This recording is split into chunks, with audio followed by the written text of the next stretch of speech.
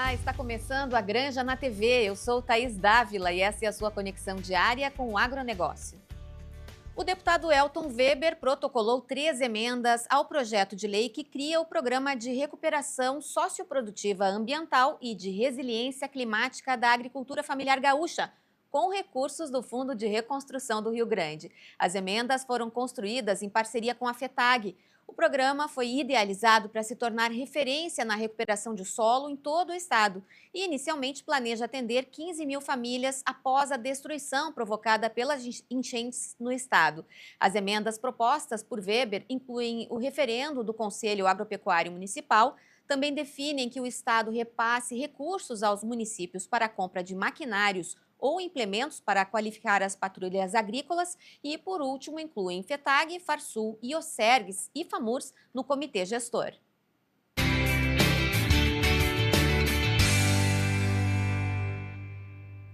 Acontece de 9 a 15 de novembro em Hannover, na Alemanha, a Agritécnica 2025, a maior feira mundial de máquinas agrícolas, que conta com uma grande participação brasileira.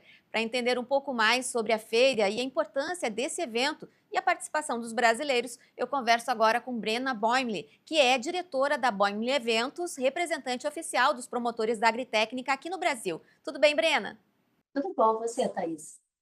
Tudo bem por aqui. Brena, conta um pouquinho para a gente sobre a história dessa importante feira mundial, a maior do mundo em máquinas agrícolas. A Agritécnica ela é promovida pela DLG, né? E a DLG ela é uma sociedade de empresas, empresários. Então ela não é o poder público. E ela é hoje a Sociedade Alemã de Agricultura. Ela é hoje uma das vozes mais importantes de agricultura no mundo. Eles têm 31 mil sócios, membros ativos, e eles estão presentes em 10 países, com escritórios próprios. Então, além da Agritécnica, eles promovem mais outros 10 eventos do ramo de agricultura e mais outros 20 eventos do setor de pecuária, de animais. Então, é assim, eles realmente são muito ativos. A gente tem trabalhado com eles desde 2019, quando a gente assumiu a representação oficial para o Brasil, de todos os eventos da DLG, com maior ênfase para os grandes eventos que acontecem em Hannover, como a Agritécnica esse ano, né? Só para entender um pouco da dimensão dessa feira, são quase 2.800 expositores, é isso mesmo, Brena? É, essa feira, ela é assim, realmente a maior plataforma mundial, é uma das maiores feiras do mundo, de tudo, não só do setor dela, e sem dúvida é a maior feira de negócios do setor agro, né? A gente está falando de 2.770 expositores que vêm de 53 países e quase 500 mil visitantes que vêm de 149 países. Então, é realmente um encontro mundial que acontece a cada 2 anos. E o Centro de Feiras de Hannover é um dos poucos centros de feiras que poderia ter essa feira lá dentro, né? Pelo espaço que ele dispõe. Então, além dos halls cobertos, que é onde a gente tem os estandes, a gente tem muita área livre, onde as colheitadeiras podem ser mostradas, onde os tratores podem ter pistas de test drive.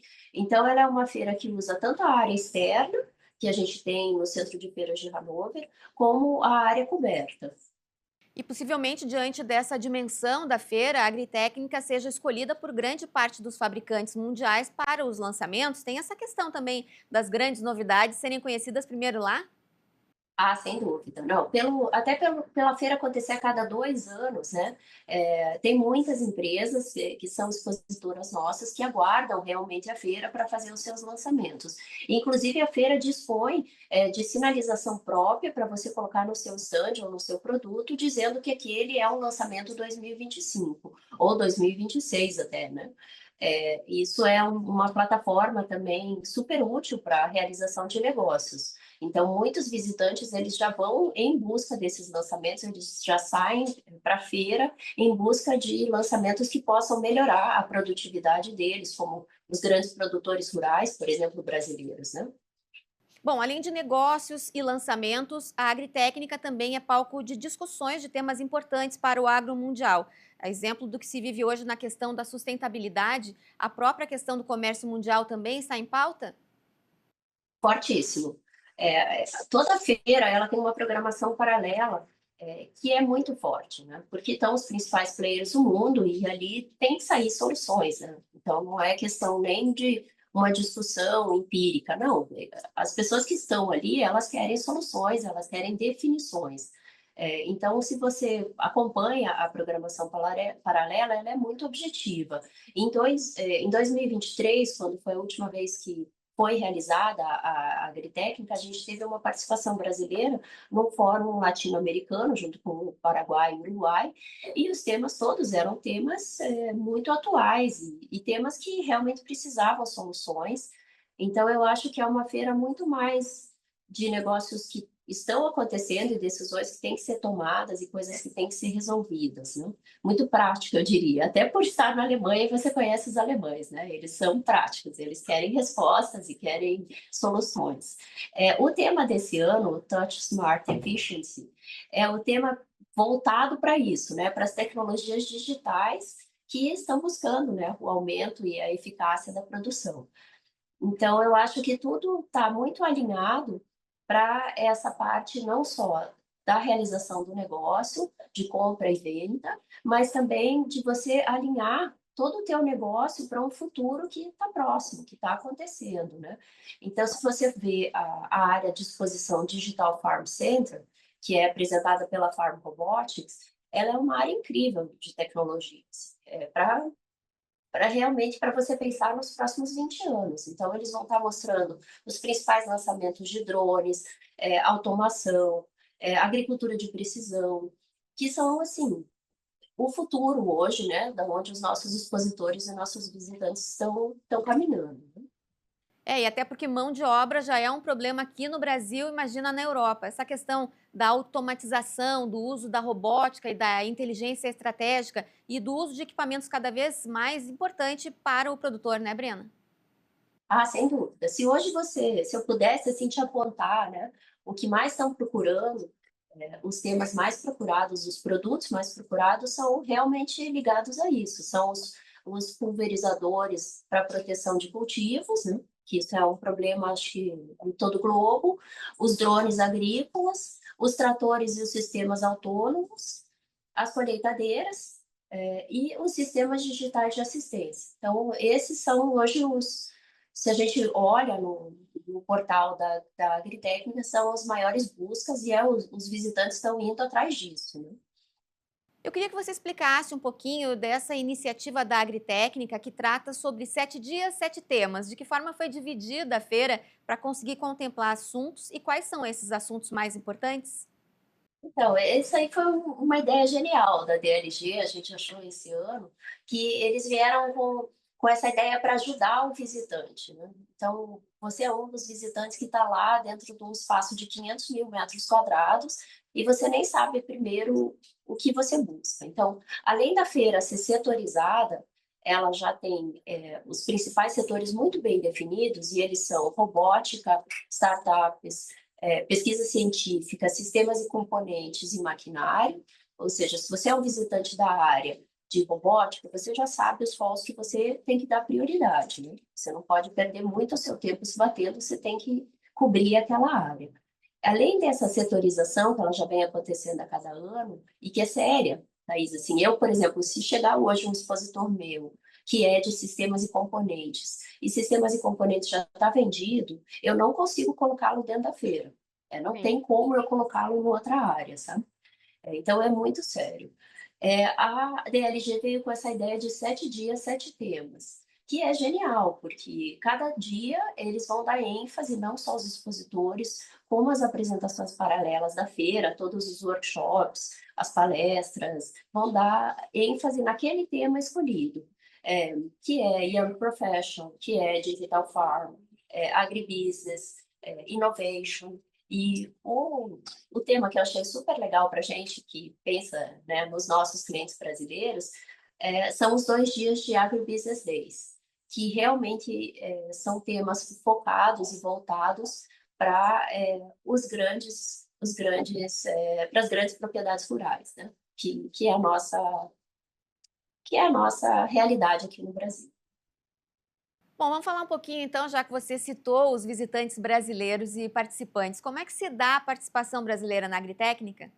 Então, a gente está super orgulhoso, porque ano após ano a gente está conseguindo aumentar a participação brasileira, que já é muito grande. Assim, o Brasil, como um dos principais produtores de alimentos do mundo, ele é um player que tem muita gente de olho e ele também é um comprador muito importante. E esse ano nós já estamos com 18 expositores confirmados e a gente espera, na última edição a gente teve cerca de 450 profissionais em delegações que foram para a feira e a gente espera esse ano bater esse número e chegar a 500, pelo menos, brasileiros, técnicos e profissionais da área, e CEOs, e VPs, e presidentes que vão para lá, né? Além da relação entre os países, é uma oportunidade de conhecer a agricultura europeia e um ambiente de inovação importante para quem produz em qualquer lugar do mundo, né, Brena? Sem dúvida, não, com certeza. E a gente vê a importância que o brasileiro também dá para a feira. Nós temos dois estandes coletivos, um deles tem o apoio da BIMAC, com o projeto Brazilian Machinery, da Apex Brasil e a BIMAC. Então, é um projeto já bem consolidado, eles fazem feiras no mundo inteiro e priorizam a agritécnica. A gente tem também o stand coletivo do Sindpeças, que vai, né, os grandes produtores de peças, como a Fundação Tupi, por exemplo, ela está dentro do stand do Sindpeças, fazendo seus negócios na feira. Além desses dois stands coletivos, a gente tem uma série de stands individuais espalhados por três setores da feira, com expositores que alguns já estão indo para a feira há 20 anos, alguns começaram na edição passada conosco. E todos eles já são exportadores, isso é importante falar. Todos os nossos expositores, eles já estão exportando, já estão com negócios e buscam na feira ampliar negócios, fazer networking, buscar contato com distribuidores e também algum ajuste, né, que precise fazer no seu produto para exportar para algum outro mercado que antes não se exportava. Um setor que eu sempre falo para os nossos expositores e visitantes visitarem é o campo científico, que é uma área onde universidades do mundo inteiro eles apresentam as suas pesquisas científicas, suas pesquisas acadêmicas. O que eles querem com isso, logicamente, é buscar parcerias com a iniciativa privada, né? Então, às vezes, a gente está aqui no Brasil com um problema de produção ou com alguma coisa que não está bem resolvida, e de repente chega lá, tem alguma pesquisa científica né, exatamente nesse setor, ou exatamente que venha casar com isso. E a gente já tem casos de sucesso de iniciativa privada brasileira que chegou lá, conversou com o Instituto Fraunhofer, ou conversou com outra universidade, por exemplo, de Munique, e conseguiu fazer parcerias em universidade e empresa privada para solucionar problemas de produção ou mesmo de design de produto, de materiais, né? Bom, além da visitação, da participação desses profissionais que vão conhecer a agritécnica e ver de perto essas inovações, tem os expositores brasileiros que você citou aí, o setor de peças, mas outros fabricantes também que já estão alcançando esse mercado internacional. Como é que o consumidor mundial vê hoje o fabricante de máquinas do Brasil? Então, a gente escuta é, um pouco de tudo, sabe? Tem expositores nossos que já são bem consolidados, como a Metisa, por exemplo, ela já faz bastante negócio internacional. Nós temos expositores que reclamam um pouco. A gente tem empresas grandes como a Stara, que também já tem um nome forte, já vendem, né? Os produtos que a Stara leva para a feira, por exemplo, eles já têm a venda destinada.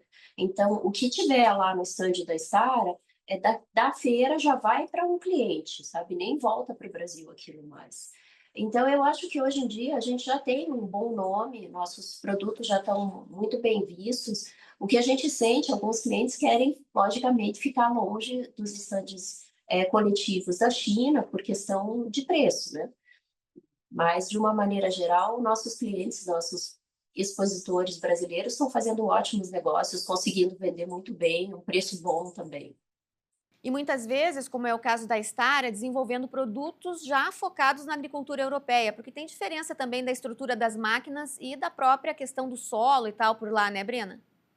Sem dúvida, é por isso que é importante esse contato antes, né? Esse contato da feira, muitas vezes eles conseguem ajustar, como você falou, fazer os ajustes do produto antes de sair do Brasil e já sai daqui pronto para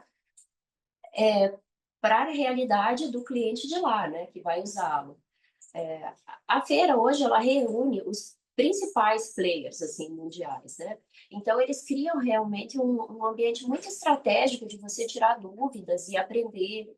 E muitos já saem daqui do Brasil, fazem a feira e da feira eles ficam na Europa viajando para ir ver os seus clientes, para ver como funciona, né? Então a gente vê clientes nossos que saem de Hanover com passagem para mais 5, 6 países antes de voltarem para o Brasil. Muito bem, Brena Boimler, organizadora da participação brasileira na Agritécnica, na Alemanha, e as suas considerações finais e um convite para quem não conhece a feira, como pode conhecer e até mesmo, quem sabe, participar da edição de 2025. Olha, com certeza. A gente apoia o visitante no que for necessário. A gente tem uma agência de turismo oficial no Brasil que cuida de hotel, passagem, o que for preciso. Hannover é uma cidade que já tem toda a infraestrutura para atender um evento desse porte. É relativamente fácil ir para lá. A venda de ingressos é realizada online ou aqui conosco, na Balmer, não tem problema nenhum. E assim, tem que pensar que é uma oportunidade imperdível para nós brasileiros, porque ela vai ocorrer de novo só em 2027. Então, assim, é esse ano, depois a gente tem um gap bom de 2 anos, então vale a pena se organizar para estar lá, e principalmente porque a gente precisa estar atualizado, né? O setor agro, ele muda muito, muda constantemente, e o Brasil, como grande produtor, precisa estar atualizado, precisa ver as inovações que estão ocorrendo e os avanços que tem no agronegócio global. Muito legal, então, Brena, obrigada pela sua participação e boa feira para vocês. Ah, muito obrigada, Thais. Eu espero ver vocês lá também, se tudo der certo. Um abraço. Obrigada.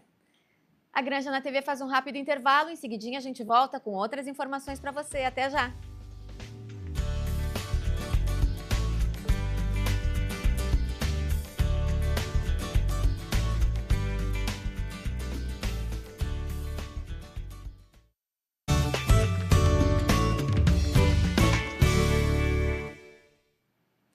Estamos de volta com a Granja na TV. Procurando uma consulta médica gratuita? Venha para o Centro de Especialidades da Medicina Ubra. Aqui você encontra atendimento humanizado, uma clínica novinha e marca sua consulta em diversas especialidades. É isso mesmo, as consultas são presenciais e você garante o melhor atendimento médico em várias especialidades.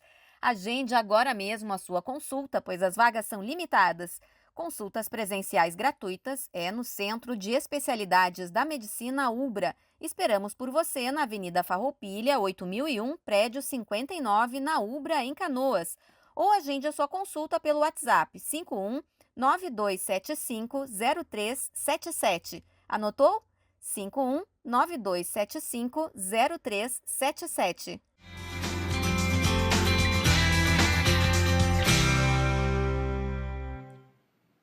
Nós mostramos aqui no programa a insatisfação dos produtores com as reuniões em Brasília para buscar a prorrogação das dívidas e negociar a securitização. Como hoje é quinta-feira, dia de Direito no Campo, aqui no programa Granja na TV, vamos conversar agora com o nosso comentarista Francisco Torma, advogado especialista em Direito do Agronegócio. Tudo bem, Torma? Tudo bom, Thaís? Torma, qual a sua avaliação do que aconteceu em Brasília essa semana? Pois é, Thaís, o pessoal organizou uma reunião lá e aí os agricultores aqui do Rio Grande do Sul, as autoridades políticas aqui do Rio Grande do Sul foram com muita expectativa de finalmente resolver ou pelo menos começar a alinhar essa questão do endividamento, porque afinal de contas nós temos duas pautas importantes em Brasília, né? A securitização e uma medida emergencial para resolver o problema das contas que já estão vencendo agora nos próximos dias antes da securitização, porque sabemos que não é tão rápido assim esse procedimento.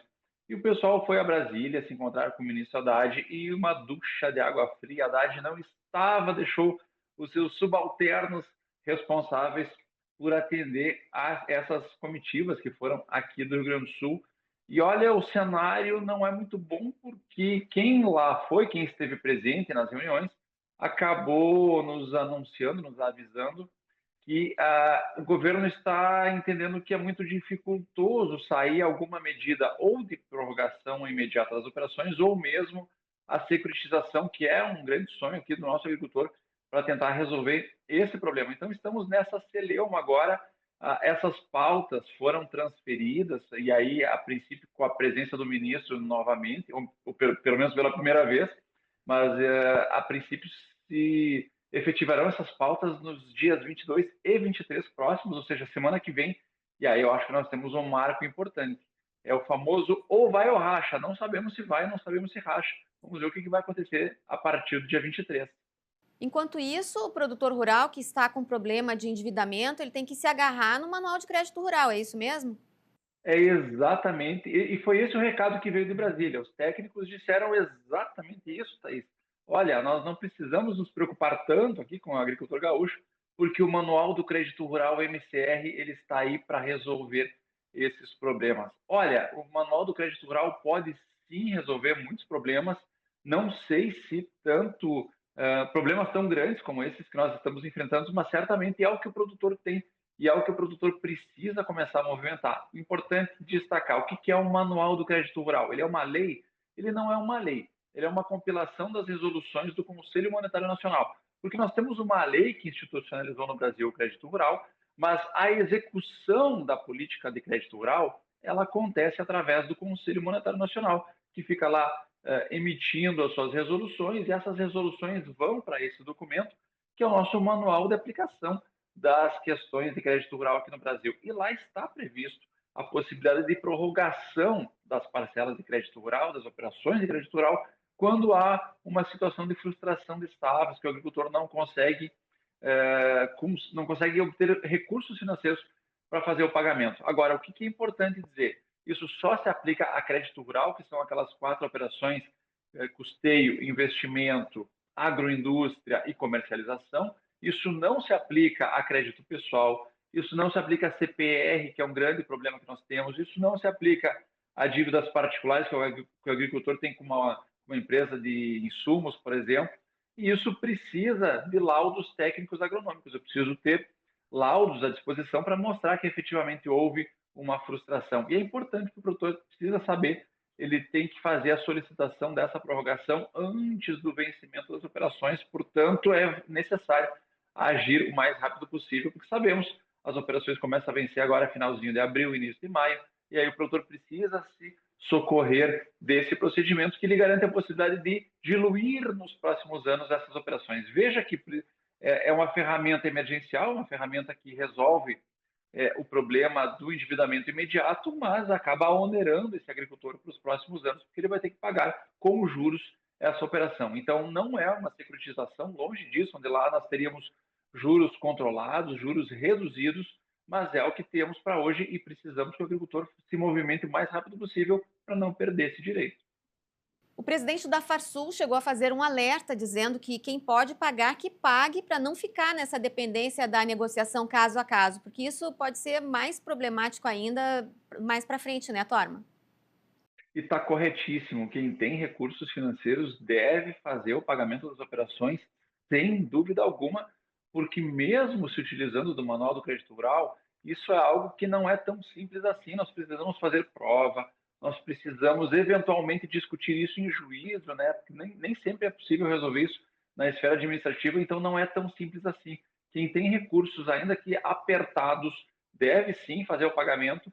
Por quê? Porque securitização talvez não venha, porque prorrogação das operações pelo Conselho Monetário agora, emergencialmente, possivelmente não vai vir, como era a expectativa que viesse. Até as primeiras notícias diziam que isso viria até a metade do mês, não aconteceu. E também a prorrogação pelo Manual do Crédito Rural não é tão simples. Eventualmente temos que fazer ações judiciais para isso. Portanto, esta dica de quem puder pagar, pague, não tenho dúvida nenhuma, é a que deve ser seguida. Torma, eu conversei segunda-feira com a Grazi Camargo, do movimento SOS Agro, e ela trouxe um alerta aos produtores, que você também já fez aqui no programa, para o pessoal ter a documentação em mãos, tudo organizado, porque isso que você falou agora há pouco é importante também. O produtor pode querer colocar nesse bolo de renegociação as dívidas que estão no CPF ou outros financiamentos que não seriam contemplados nessa renegociação, né? O que é absolutamente comum, porque o cenário de endividamento ele vem se arrastando de tanto tempo, que nesse meio do caminho o produtor já pegou um crédito pessoal para pagar um custeio, já fez uma CPR para pagar um investimento, então as coisas vão se enrolando de um jeito que aí entendo que somente uma securitização ou uma ferramenta maior que vem de cima poderia resolver. Claro que aí nós temos que avaliar caso a caso, e esse é o cenário. Lamentavelmente, nós dificilmente vamos ter soluções que atendam coletivamente o nosso agricultor, e aí nós vamos precisar analisar caso a caso, e é fundamental ter toda essa documentação à mão, porque às vezes para ir atrás dessa documentação nós perdemos muito tempo, às vezes perdemos até o prazo que nós teríamos para entrar com esses pedidos administrativos, o que seria uma lástima para o agricultor. Bom, na semana que vem teremos então essa nova rodada de reuniões em Brasília e também uma audiência pública na Câmara sobre esse tema. Voltaremos certamente a falar sobre isso no seu próximo comentário. É muito provavelmente que na quinta nós vamos atualizar e trazer essas informações. Tomara que sejam informações importantes e que tragam um alívio para o produtor. Mas é aquela coisa, né? É melhor criar galinha do que expectativas, porque pelo menos a galinha bota ovo. Tá certo, Torma, obrigada e um bom feriadão para você. Até, tchau, tchau. Obrigada. A Granja na TV de hoje fica por aqui. Até amanhã, feriado, mas estaremos aqui.